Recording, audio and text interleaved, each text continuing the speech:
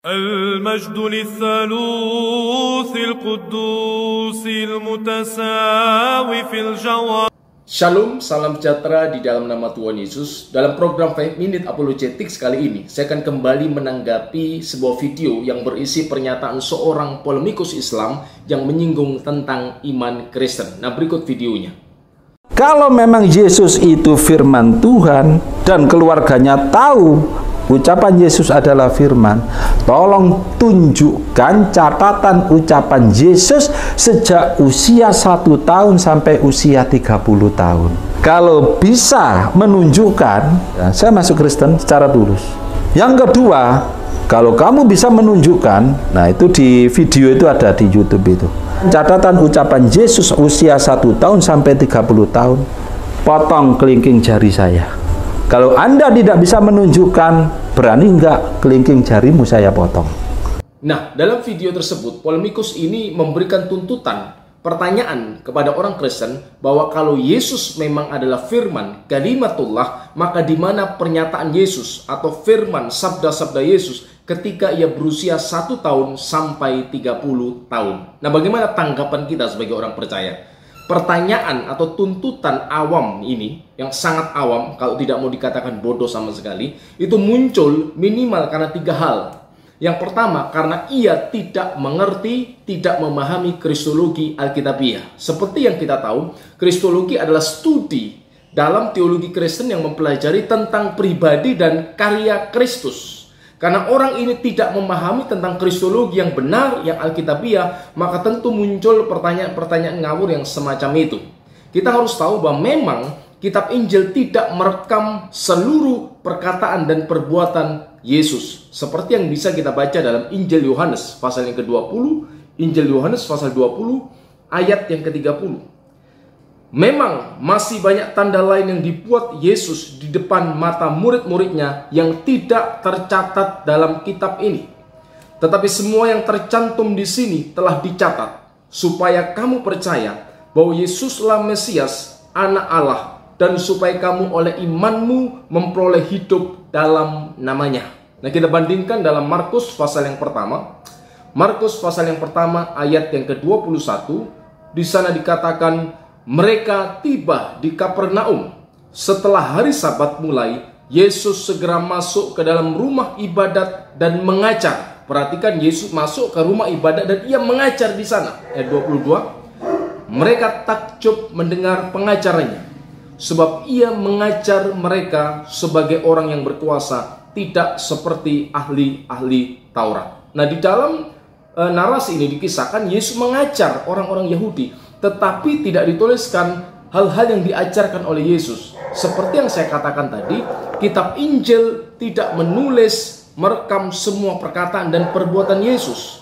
Tetapi semua yang ditulis dalam kitab suci itu sudah cukup sebagai dasar iman bagi orang Kristen untuk percaya bahwa Yesus adalah kalimatullah, sang firman yang menjadi manusia. Seperti yang kita baca tadi dalam Yohanes pasal yang ke-20. Yohanes pasal 20 ayat 31, di sana dikatakan, tetapi semua yang tercantum di sini telah dicatat supaya kamu percaya bahwa Yesuslah Mesias. Perhatikan, semua yang dicantum di sini itu tercatat supaya kamu percaya bahwa Yesuslah Mesias, Anak Allah yang hidup, dan supaya kamu oleh imanmu memperoleh hidup dalam namanya. Jadi, segala sesuatu yang tertulis dalam kitab suci itu sudah cukup menjadi dasar iman bagi orang percaya untuk mempercayai Yesus sebagai Tuhan dan Juru Selamat. Nah, kalau tidak semua perkataan dan perbuatan Yesus itu direkam, ditulis dalam kitab Injil, apakah kemudian mempengaruhi eksistensi Yesus sebagai kalimatullah? Tentu tidak. Tidak direkam, tidak ditulisnya semua perkataan dan perbuatan Yesus dalam kitab-kitab Injil, itu sama sekali tidak mempengaruhi eksistensi keberadaan Yesus sebagai kalimatullah. Karena keberadaan Yesus sebagai sang firman itu tidak didasarkan kepada rekaman ucapan Yesus dari umur 1 tahun sampai 30 tahun.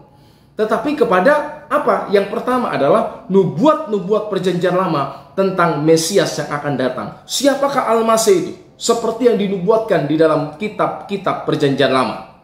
Yang kedua, tergantung kepada apa yang menjadi perkataan Yesus, sabda-sabda Yesus di dalam kitab-kitab Injil. Ia menyatakan keilahiannya. Yesus berkata, sebelum Abraham jadi, aku sudah ada. Yesus berkata, 2-3 orang berkumpul dalam namaku, aku hadir di tengah-tengahmu. Yesus berkata, aku menyertai engkau sampai kesudahan alam. Nah, ini sebuah pernyataan-pernyataan yang menunjukkan divine, keilahian Yesus, lahutia dari Kristus, sang firman yang menjadi manusia.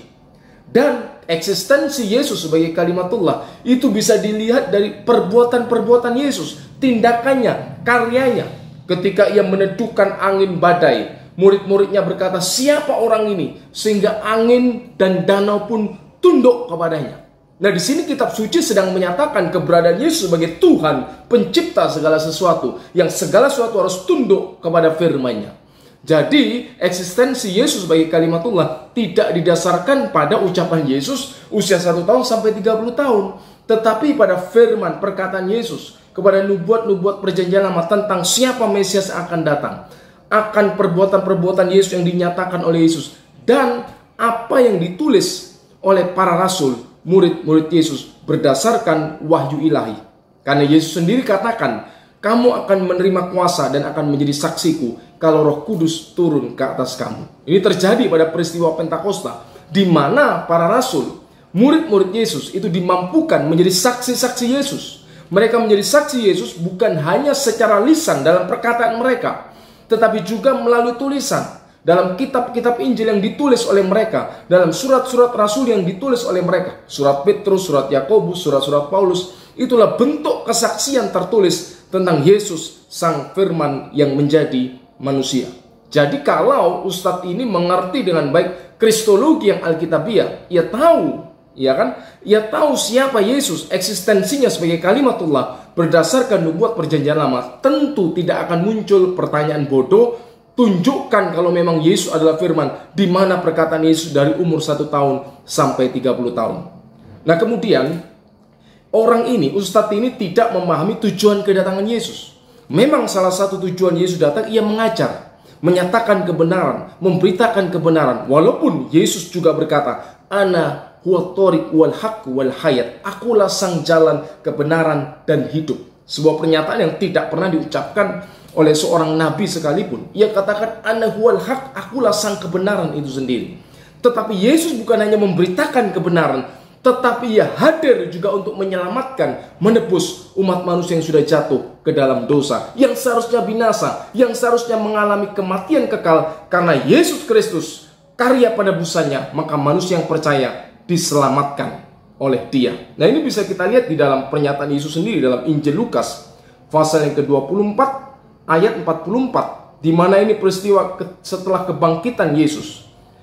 24 ayat 44, ia berkata kepada mereka, maksudnya berkata kepada murid-muridnya, inilah perkataanku yang telah kukatakan kepadamu ketika aku masih bersama-sama dengan kamu, yakni bahwa harus digenapi semua yang ada tertulis tentang aku dalam kitab Taurat Musa dan kitab Nabi-Nabi dan kitab Mazmur. Kita lompat ayat 46.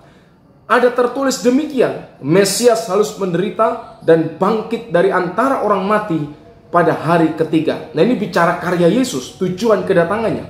Dan lagi, ayat 47, dalam namanya, berita tentang pertobatan dan pengampunan dosa harus disampaikan kepada segala bangsa, mulai dari Yerusalem dan bangsa-bangsa lain tentunya. Nah, di sini Yesus jelas menyatakan tujuan kedatangannya bukan hanya memberitakan kebenaran, mengajarkan kebenaran, tetapi ia menjadi penebus. Seperti yang dikatakan malaikat kepada Yusuf, engkau harus menamai anak itu Yesus, sebab dia yang akan menyelamatkan umatnya dari dosa mereka.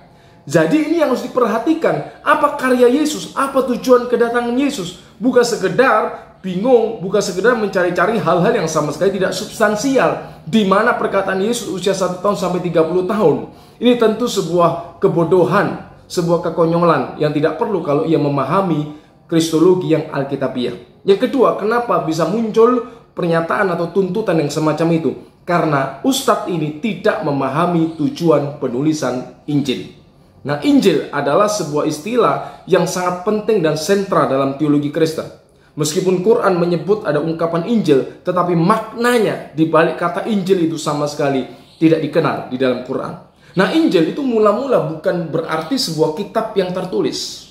Injil artinya kabar gembira, kabar sukacita. Injil menunjuk sebuah peristiwa Allah yang mengasihi dunia, Allah yang mengasihi umat manusia, hadir dalam pribadi Yesus Sang Firman menjadi manusia untuk menyelamatkan manusia yang berdosa. Jadi Injil mula-mula itu menunjuk sebuah peristiwa. Yesus itu sendirilah Injil, kabar baik, berita sukacita. Tetapi kemudian untuk memenuhi kebutuhan akan adanya kesaksian tertulis tentang Sang Firman yang menjadi manusia, maka kesaksian itu dituliskan dalam sebuah kitab. Jadi kitab Injil itu bukanlah sebuah biografi dalam pengertian modern.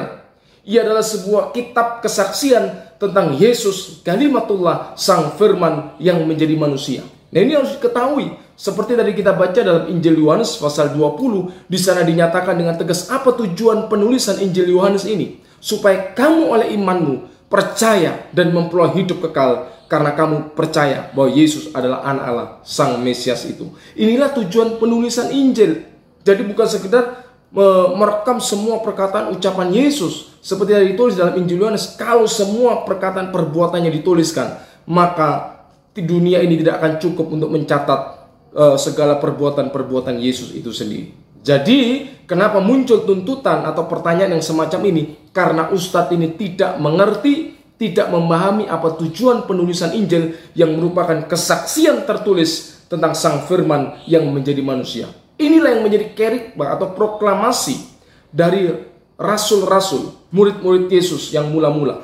Di mana inti berita Injil itu bahwa apa yang dinubuatkan dalam Perjanjian Lama tentang Mesias kini sudah digenapi dalam diri Yesus Kristus. Anda bisa baca kerikma atau berita rasuli ini di sepanjang kitab Kisah Rasul. Ini yang selalu ditekankan. Ini yang menjadi inti pewartaan gereja mula-mula. Bahwa Mesias itu sudah datang.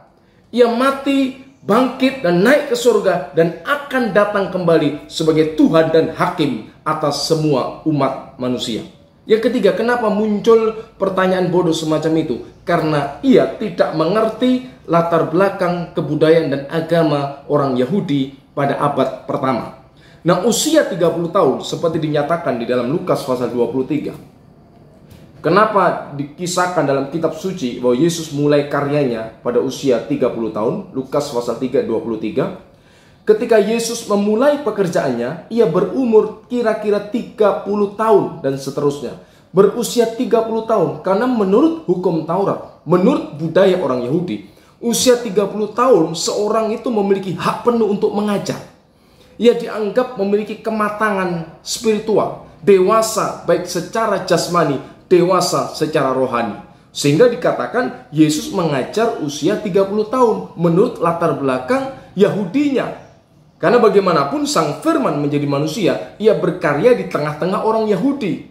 Ia hidup sesuai dalam latar belakang budaya keagamaan orang Yahudi.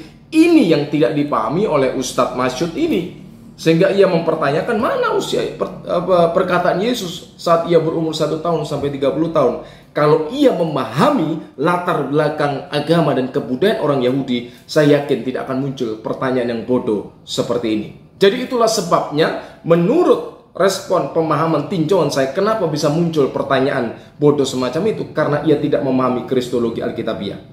Yang kedua, karena ia tidak memahami tujuan penulisan Injil. Yang ketiga, karena ia tidak memahami latar belakang agama dan kebudayaan orang Yahudi abad pertama. Kalau ia memahami ketiga hal ini, saya yakin tidak akan muncul pertanyaan atau tuntutan bodoh semacam itu. Nah, kiranya apa yang saya sampaikan ini memberikan pencerahan bagi kita semua. Amin. Tuhan Yesus memberkati.